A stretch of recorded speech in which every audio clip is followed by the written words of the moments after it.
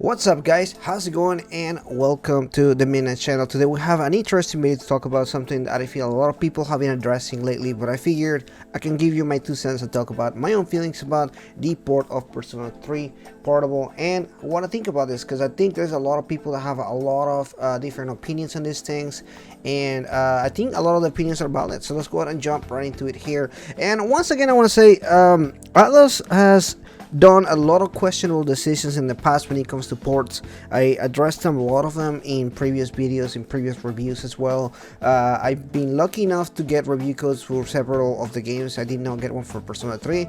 This is why I'm making this video so much later. I did play about 10 hours of Persona 3 Portable so far, and of course it is my favorite game of all time. Persona 3 is my favorite game. Fest, Portable, I'll play them all, but ultimately I think that sometimes you have to take off the fan, move the fan aside and kind of look at something a little bit more to what it is. And the problem about this is Atlus knows that fans will buy these games no matter what the quality of the product is, and I think that's something that I think as fans we need to stop giving them pass on. A lot of us, including myself of course, will buy these games because we want to support them, because we believe that they make great games. And after all, there are some of the favorite games that have an entire channel, 2 channels dedicated to Persona content. So it does pain me to talk about this kind of stuff, because it does not come just from a fan, but somebody that has been growing up this game for the last 15 years. And it's really frustrating to see this happen, because it does happen quite often. Like I said, if you look at this as something like Persona 5, for example, Persona 5 Royal, which came out recently, it came as an okay port. I don't think it was a lot of issues. But if you look at some of the other ports that they've done in the past, there is a lot of consistency when it comes to not really giving a shit about how they come out. Sometimes they come out really terrible. For example, Shin Megami Tensei 3 had some issues. We had Persona 3 Portable, Persona 3 Golden on Steam. When I played that game, it had a lot of issues. In fact, it crashed while I was on stream. People have seen it a few times. Catherine Classic is also one that had some performance issues. Well, sure, are they gonna patch some of this stuff? Yeah, typically they actually go back later if people bitch enough about it and patch this stuff. But in reality, this is something that shouldn't even be happening to begin with, because when you're giving them the money, you're expecting them to be able to play a game on its full potential. You're playing for a remaster or a port. You're paying for that, right? Now, what is the issue about Persona 3 Portable comparing to other ports and everything? It's actually not a performance issue, because this is a PlayStation Portable game, so any potato can run this game. I mean, technically you could run this on your phone, and I know a lot of people can emulate those games on the phone.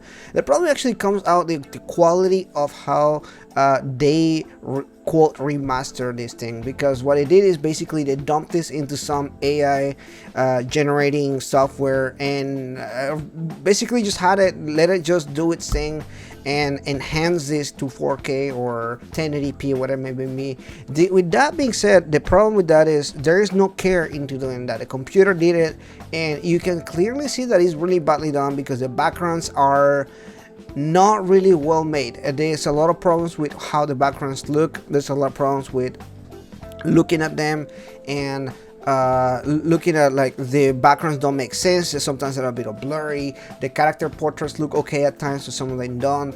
The font for some reason is also off. I don't know what happened, or like the printed letters and things like that, and everything.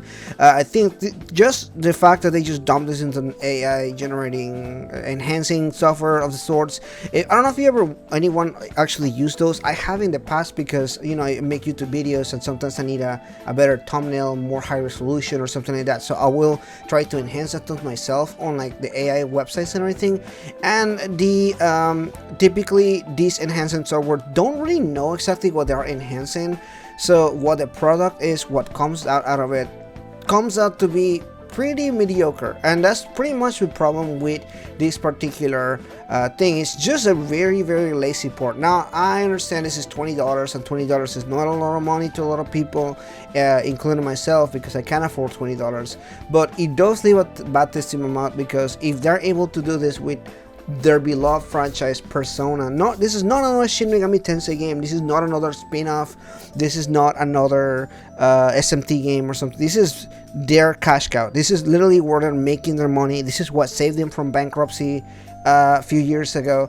This is literally the thing that is keeping their engine running. And if they're not really willing to put enough effort into a port for a game that is making them money, you can clearly see where I'm going with this. But this is just doesn't really feel like there's any effort put into this. And that's pretty much how I'm on this video here. I want to know your feelings in the comments down below. Let me know what you think about this port. Is this a good port? Is this not a good port? What do you want from Atlus in general? Because I don't know about this point, but I feel like this is the kind of stuff that you see and you're like, I don't know where to go from here when it comes to those games. I love the games, I love playing them and everything, but with this kind of issues, I don't know if I can continue to support the ports that they're doing, because again, this is not the first time they've done a port that runs fairly poorly when it's performance wise or graphics wise. So there's just something off about these ports every single time they release one, and it's starting to become more than a pattern. Anyway, thanks so much for watching this, guys. I'll see you guys in the next one. Bye bye.